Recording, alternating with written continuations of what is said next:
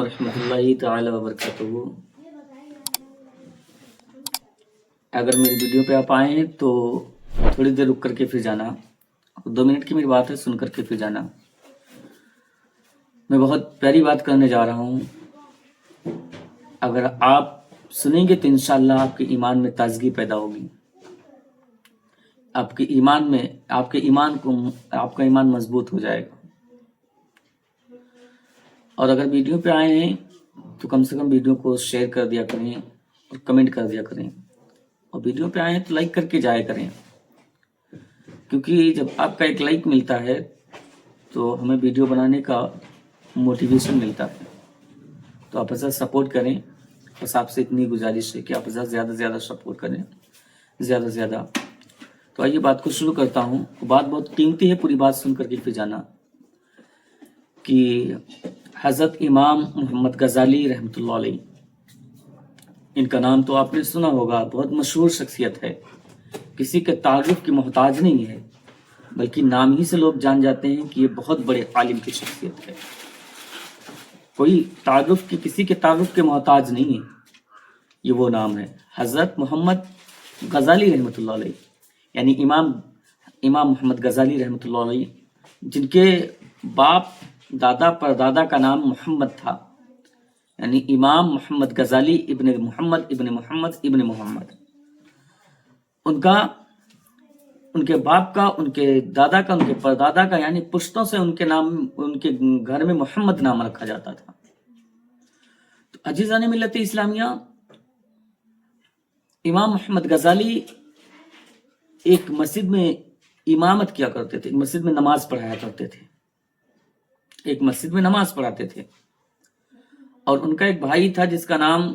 حضرت احمد غزالی تھا۔ ایک دن امام محمد غزالی نے اپنی ماں کی بارگاہ میں شکایت کی، اپنی والدہ کی بارگاہ میں شکایت کی،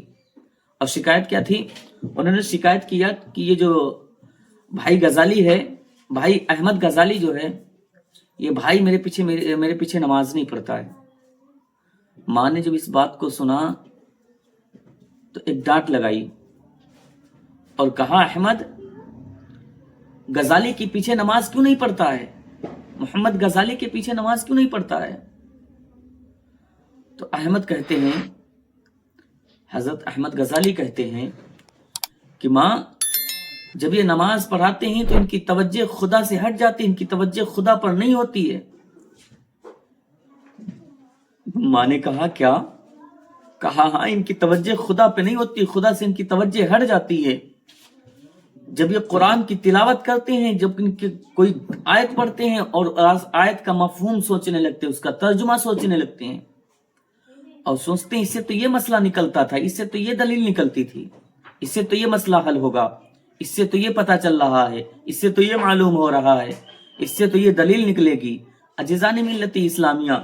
تو احمد غزالی کہتے اس لیے میں ان کے پیچھے نماز نہیں پڑھتا، کیونکہ ان کی توجہ خدا کی طرف نہیں رہتی۔ تو ماں نے ایک پھر ڈانٹ لگائی اور کہا، اگر اس کی توجہ خدا کی طرف نہیں رہتی تو تیری بھی توجہ خدا کی طرف نہیں رہتی ہے، تو بھی خدا کی طرف توجہ نہیں کرتا ہے۔ تو احمد غزالی کہتے ہیں، نہیں ماں، میری پوری توجہ خدا کی طرف رہتی ہے۔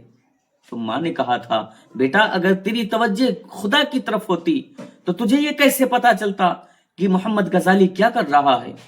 یہ کیا سوچ رہا ہے، اس کے ذہن میں کیا چل رہا ہے، یہ کیسے تجھے معلوم ہوتا؟ تو تیری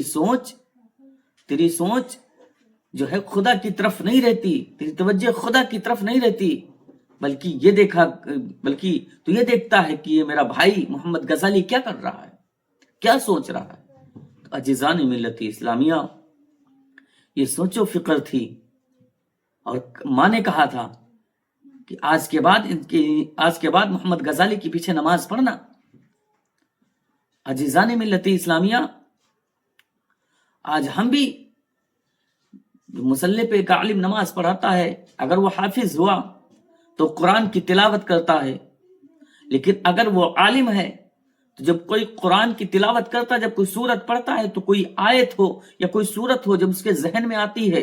تو اس کے کبھی کبھی ذہن میں مسائل چلنے لگتے ہیں،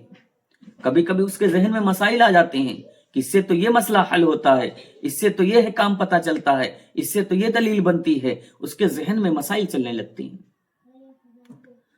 کبھی کبھی جب آپ ایک رمضان میں تراویح پڑھنے کے لیے جب حافظ کے پیچھے کھڑے ہوتے ہیں، کہیں ایسا حافظ نہ ہو کہ یعلمون اور تعلمون والا ہو کہ اس کی صرف یعلمون اور تعلمون سمجھ میں آتی ہو، لیکن جب ہم حافظ کے پیچھے کھڑے ہوتے ہیں اور جب حافظ اچھا حافظ ہے اور اس کی یعلمون اور تعلمون نہیں بلکہ پوری اس کی تلاوت سمجھ میں آتی ہے، تو جب وہ قرآن کی تلاوت کرتا ہے اور پیچھے کھڑے ہو کر کے ہم سنتے ہیں تو اتنا کھو جاتے ہیں کہ پتہ ہی نہیں چلتا ہے کہ نماز میں کتنا ٹائم لگ گیا، کیونکہ وہ جب پڑھتا ہے تو مضامین کا نزول ہوتا ہے کہ ہائے اس سے تو یہ مسئلہ بنتا ہے، اس سے تو یہ خدا کے احکام پتہ چلتے ہیں، اس سے تو یہ خدا کی شان پتہ چلتی ہے، اس سے تو وحدہ لا شریک کی ذات کی پاکی ملتی ہے، اس سے تو وحدہ لا شریک کی ذات کا پتہ ملتا ہے، اس سے تو یہ واقعہ ہے، یہ تو اصحاب کہف کا واقعہ ہے یا سورہ مریم کا واقعہ ہے، اس سے تو اللہ یہ فرما رہا ہے، اللہ یہ فرما رہا ہے، یہ احکام نکلتا ہے، یہ واقعہ